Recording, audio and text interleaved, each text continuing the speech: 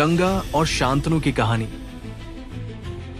हस्तिनापुर की प्राचीन भूमि पर, जहां महान गंगा दैवीय कृपा के साथ बहती थी, एक ऐसी कथा शुरू हुई जिसने महान कुरुवंश के भाग्य को आकार दिया। यह राजा शांतनु और रहस्यमयी नदी देवी गंगा की कहानी है।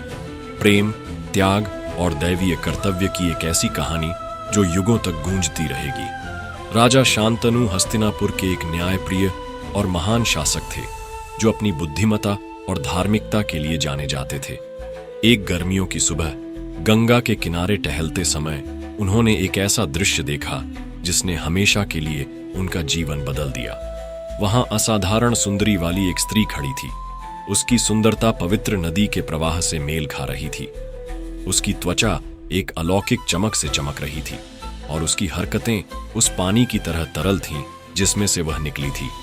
यह कोई साधारण महिला नहीं थी, वह स्वयं गंगा थीं, दिव्य नदी देवी, जिन्होंने मानव रूप धारण किया था।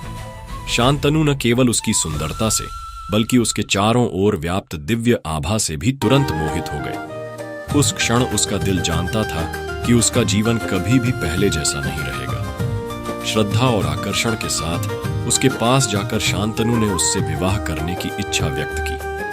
गंगा, जिनका इस मुलाकात में अपना दिव्य उद्देश्य था, विवाह के लिए सहमत हो गई, लेकिन एक सख्त शर्त के साथ जो शांतनु के प्रेम और धैर्य की सीमाओं की परीक्षा लेगी। हे राजा, उसने कहा।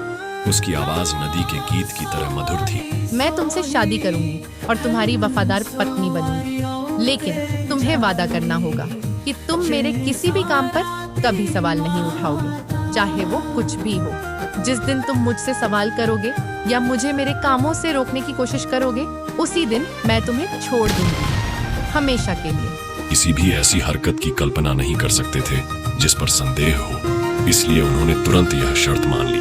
उनका विवाह पवित्र रीति से हुआ और गंगा हस्तिनापुर की रानी बनी। इसके बाद शांतनु के जीवन में बहुत खुशियां आईं। गंगा वह सब कुछ थी जो वह एक पत्नी से चाहते थे, प्रेममय, समर्पित और बुद्धिमान। जल्द ही उन्होंने अपने पहले बच्चे, एक बेटे को जन्म दिया। हालांकि इसके बाद जो हुआ, उसने शांतनु के वादे की सीमा का परीक्षण कर दिया। जैसे ही बालक का जन्म हुआ, गंगा उसे नदी में ले गई। शांतनु की भयभीत आंखों के सामने उसने नवजात शिशु को धीरे से बहते पानी में डाल दिया, जिससे पानी का बहाव उनके पहले बच्चे को बहा ले गया। अपने वचन से बंधे हुए शांतनु विरोध का एक शब्द भी नहीं बोल सके, यद्यपि उनका हृदय 1000 टुकड़ों में बिखर गया। यह क्रम 6 बार और जारी रहा।